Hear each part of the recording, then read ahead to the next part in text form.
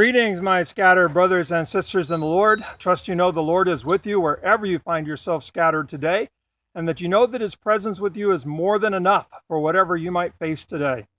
I'm scattered one more day here on one of the Michigan trails, and going to miss walking this trail each day, but heading home soon.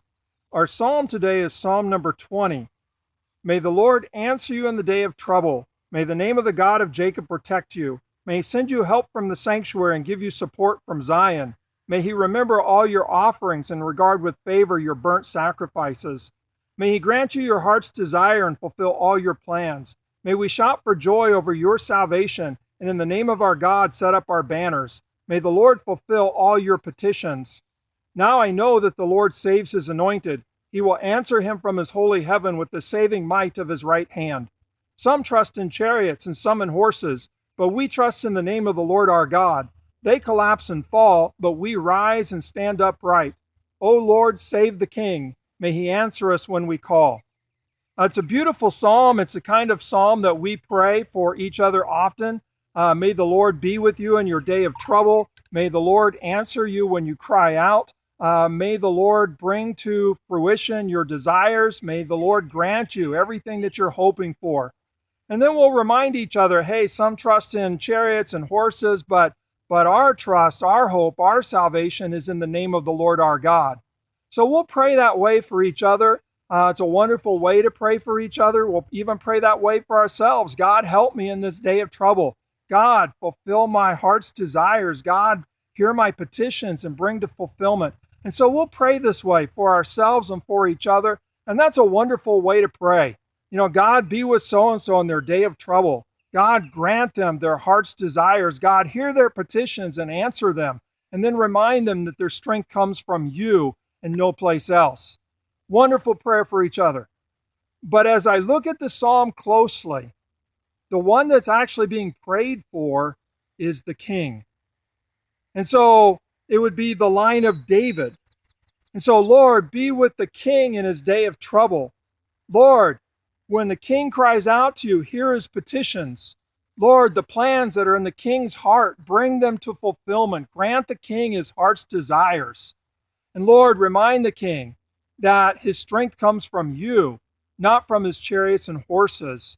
And when you hear the prayers of the king and answer them, we're going to celebrate your faithfulness, God, your goodness. And so, oh God, answer the king when he calls to you. So it's a prayer for the king. Now, as we think about this, it's really about Jesus. That Jesus is the one who is the fulfillment of the king. We're not talking any other king, you know, the king of this nation or that nation. We're talking about the line of David. And Jesus is the Messiah king, the one who fulfills the line of David. So really with this psalm, what we're praying is, Lord, be with Jesus in his day of trouble.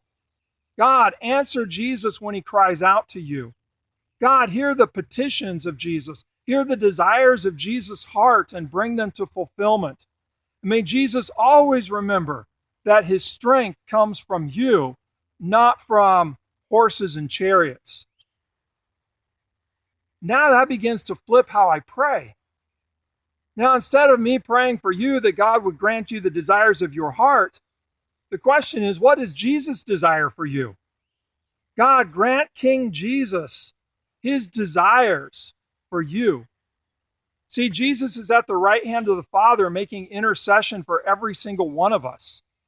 And Jesus has purpose for us. Jesus has desires for us. Jesus has plans for us.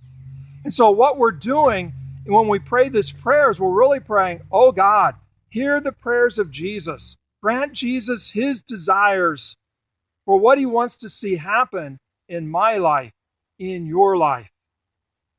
And that's a challenge to begin to pray that way. It takes courage. It takes humility. That we would actually be praying instead of about our desires or God hear your prayers.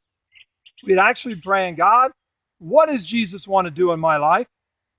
God, what does Jesus want to do in so-and-so's life? God, would you bring Jesus' desires, Jesus' purposes, Jesus' dreams for you and me to fulfillment? Wow. kind of a new way to pray. Because usually I'm just praying, Lord, be with so-and-so and answer them in their day of trouble and grant them their heart's desires. The dreams that they have, Lord, bring them to fulfillment. This psalm is saying, no, don't pray quite that way. Yeah, be with them in their day of trouble, but even more, in their day of trouble, Jesus, what do you want to see happen? And oh God, whatever Jesus wants to see happen, bring that to fulfillment in their life. Bring that to fulfillment in my life.